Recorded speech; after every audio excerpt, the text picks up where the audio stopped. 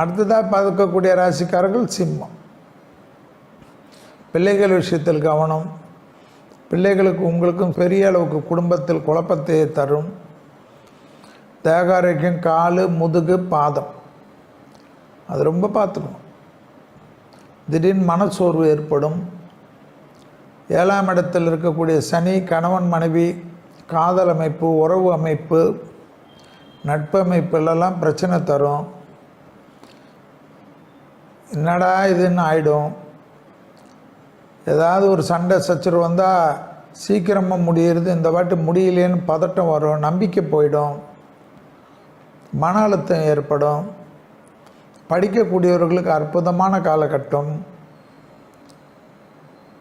தொழில் உத்தியோகத்தில் வியாபாரத்தில் கவனமாக இருக்கணும்.